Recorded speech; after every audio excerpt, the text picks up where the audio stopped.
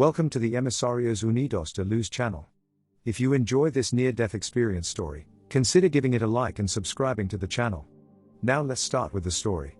I was a college student at the time of the head-on collision that shattered my vertebrae. I was in pretty bad shape, but as I lay there in the emergency room at the hospital, I remember thinking that there was no way that I was going to die because I was young and strong.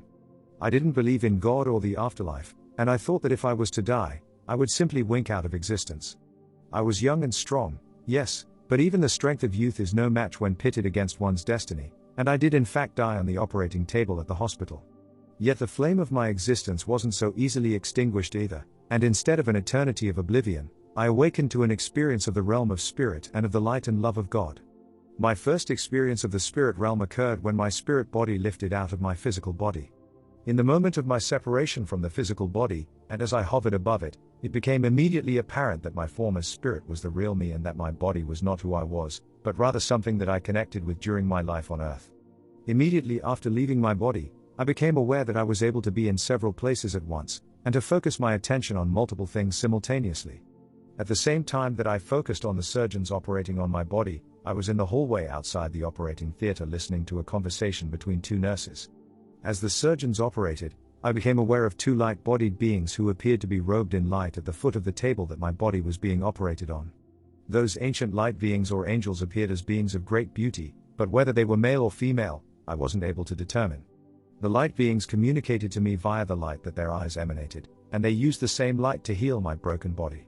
The surgeons have no idea how much the light beings are assisting them to repair my broken body. I remember musing as I watched the light beings infuse my body with their healing light. By virtue of the healing that the light is able to accomplish on your body, you will be able to resume your life on earth and you will be able to walk again, the angels reassured.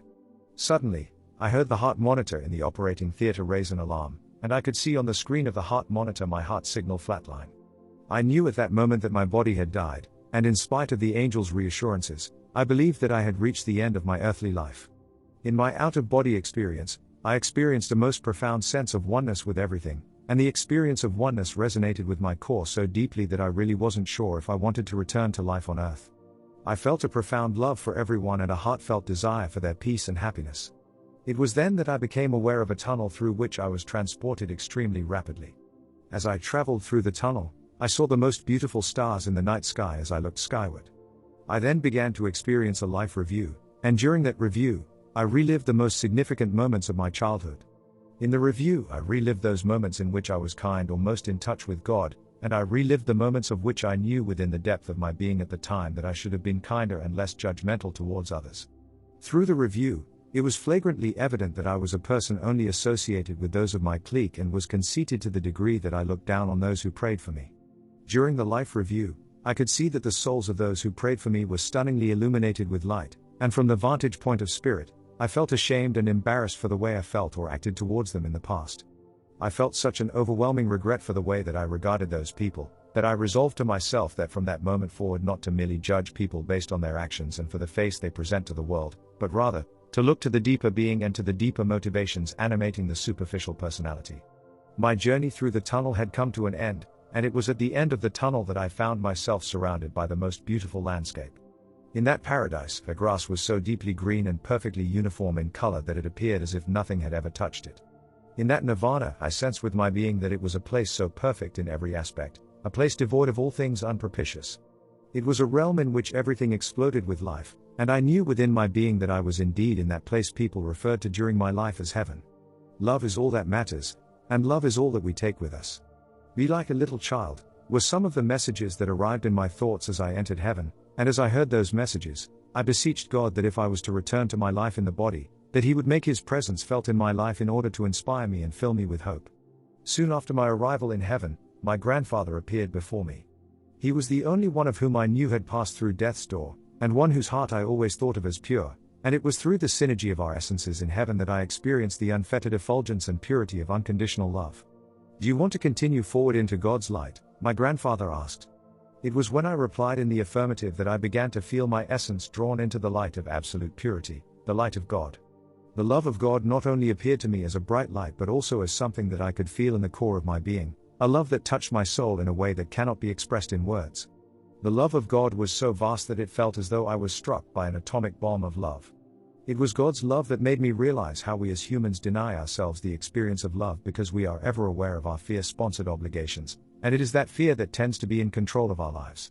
With our fears and anxieties ever present in our thoughts, we as humans miss out on the opportunity to truly connect to a love that is greater than we can possibly imagine. If we were to give ourselves the opportunity to live with an awareness of that love rather than with an awareness of fear, people would live happily and in peace with their fellow men. We would all be one in the experience of that divine love and the knowledge that divine love is ever abundant, omnipresent, and our God-given right. We would know ourselves to be worthy of that love by virtue of it being an unavoidable part of our lives, if it didn't represent our lives entirely. The love of God is the love that every single one of us desires and craves, and it is the reality underlying all of our pursuits while on earth. After some time in heaven, I could feel people's prayers pulling me back to my body, but in the experience of that divine love, I no longer wanted to return to my body and to life on earth.